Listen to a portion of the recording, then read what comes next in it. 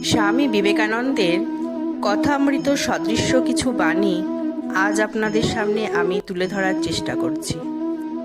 স্বামীজি বলেছেন, একটি অচঞ্চল মন হাজারো মানুষের শক্তির সমান।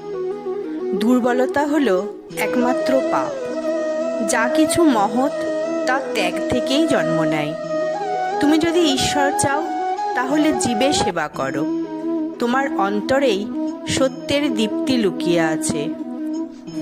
তিনি বলেছেন, অসীম ধৈর্য আর কঠোর পরিশ্রমই সফলতার চাবিকাঠি। যা শিখো তা কাজে লাগাও, তবেই তা তোমার হবে।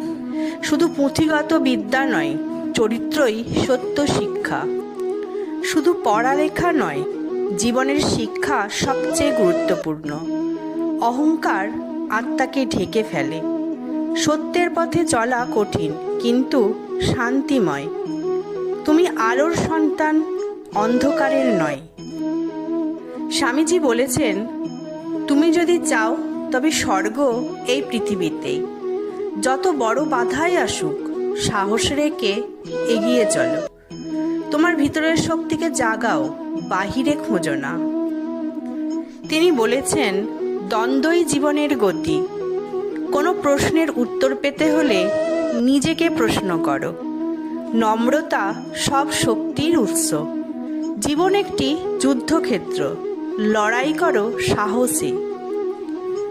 তিনি বলেছেন, ধর্ম কখনো বিভাজন নয়, ধর্ম হলো ঐক্যের পথ। মানুষের মধ্যেই ঈশ্বরের বসবাস। আশা জীবনকে সুন্দর করে তোলে। আত্মসম্মানই প্রকৃত ধন। তিনি আরও বলেছেন, সময়ই জীবনের প্রকৃত শিক্ষক। প্রতিটি মুহূর্তে নিজেকে তৈরি করো। মানব জীবনই সহজ নয়, কিন্তু তা অসাধারণ। স্বামীজি বলেছেন, শান্ত মনেই ঈশ্বরের কণ্ঠ শোনা যায়। বিনয়ই প্রকৃত জ্ঞানীর পরিচয়। সুখ খুঁজে বেরিও না, অন্তরে অনুভব করো। দুঃখ তোমায় শক্তিশালী করে তোলে। তিনি বলেছেন, আলোকিত হও, অন্যকে আলো দাও। স্মরণ রেখো, তুমি চিরঞ্জীব আত্মা।